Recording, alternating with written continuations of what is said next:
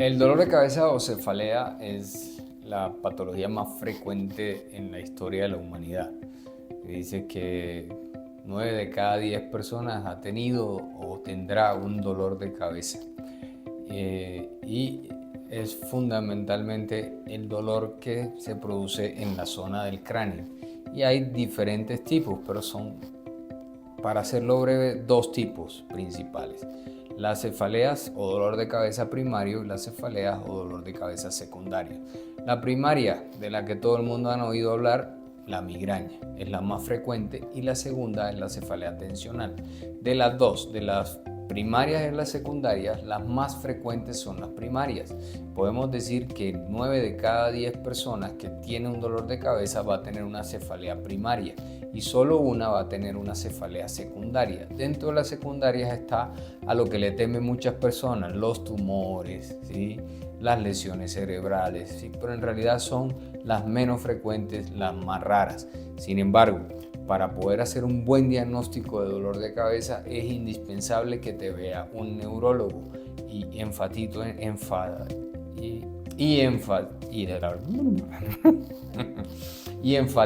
esto, en que sea un neurólogo. ¿Por qué? Porque los demás médicos, independientes de su especialidad, solo han visto una semana de neurología, y en esa semana es imposible que aprendan a hacer diagnóstico de dolor de cabeza. Entonces es fundamental que el diagnóstico te lo haga alguien experto para que tú puedas estar seguro. El diagnóstico de migraña es un diagnóstico sumamente seguro. No hay casi que una posibilidad muy ínfima de que alguien que tenga un diagnóstico de migraña bien hecho vaya a desarrollar, por ejemplo, un tumor cerebral, ¿sí? Entonces, fundamental que te vea un neurólogo y que el enfoque ojalá sea funcional para que te busque la causa, porque el dolor va a ser solo un síntoma y la clasificación va a ser un síntoma, no necesariamente eso va a ser la causa. El dolor de cabeza tiene muchísimas causas, ¿sí? Como les dije, la más frecuente de todas es la migraña, ¿sí?, la cual es más frecuente en mujeres que en hombres, pero no significa que no le dé a los hombres. La segunda más frecuente es la cefalea tensional. Las causas pueden ser múltiples, ¿sí?, y hay que individualizar a cada paciente. Por eso es importante tener un enfoque holístico, un enfoque amplio de qué patología o de qué alteración, de qué alteración de los sistemas que tenemos en el cuerpo nos puede estar produciendo un dolor de cabeza. Por ejemplo, si tú le preguntas a un paciente que tiene un problema pulmonar y tiene un problema de oxigenación, puede sufrir de dolor de cabeza. Hay trastornos de sueño que te dan dolores de cabeza.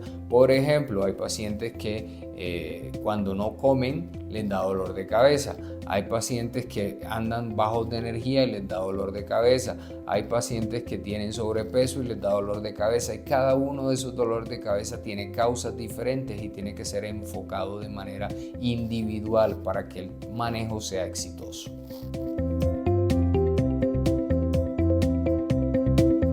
Lo ideal es que ojalá te viera un neurólogo, pero te voy a dar unos tips que son signos de alarma en dolor de cabeza. Por ejemplo, el dolor que no se quita, el dolor que es clasificado como el peor dolor de tu vida, el dolor que aumenta con la actividad física, el dolor que aparece durante la actividad física, el dolor que aparece durante el coito, el dolor que se acompaña de pérdida de la conciencia, el dolor que se acompaña de, por ejemplo, alteración para hablar, para caminar, para moverse, alteración del equilibrio. Debes acudir de inmediato a donde un especialista. El dolor que se acompaña de fiebre intensa, y no estoy hablando de una gripa, ¿sí?, sino de algo un poco más de eso siempre te debe llevar a acudir a urgencias para que te vean y te descarten una causa secundaria de dolor.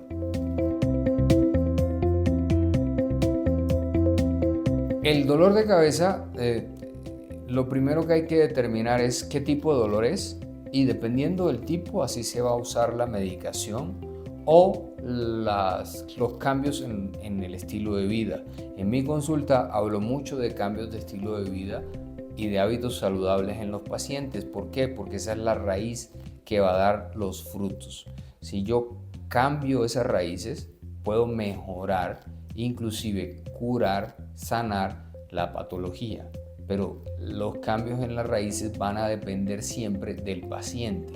No podemos seguir en la tónica de que me tomo una pastilla y sigo haciendo todo aquello que no debo hacer. ¿Sí? Hay muchas causas, muchos factores, por ejemplo, de alimentos que te pueden producir dolor de cabeza, hábitos de vida, dormir poco, dormir mucho, no hacer ejercicio. Todas esas cosas te pueden llevar a desencadenar síndromes de dolor de cabeza que son importantes manejar.